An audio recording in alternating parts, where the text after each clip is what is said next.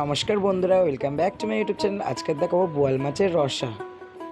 এদিকে বোয়াল মাছগুলো কেটে ধুয়ে নুন হলুদ মাখিয়ে আর একটু সর্ষের তেল মাখিয়ে রেখে দেবো। আর একদিকে গ্যাস ধরে কড়া বসিয়ে সর্ষের তেল গরম হতে দেবো।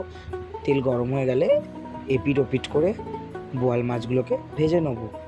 ওই তেলের মধ্যেই কুচনো পেঁয়াজ, চিড়ে রাখা কাঁচা লঙ্কা দিয়ে ভালো করে ভেজে, কুচিয়ে রাখা টমেটো দিয়ে ভালো করে ভেজে নিতে হবে। আদা রসুন বাটা দিয়ে ভালো করে কষিয়ে নিয়ে পরিমাণ মতো নুন, হলুদ গুঁড়ো, জিরের গুঁড়ো, লঙ্কার গুঁড়ো দিয়ে ভালো করে কষাতে হবে। বোয়াল মাছ কিন্তু খুব ফাটে। এদিকে কষানো হয়ে গেলে জল দিয়ে দেবো। ঝোল ফুটে আসলেই ভেজে রাখা বোয়াল মাছ দিয়ে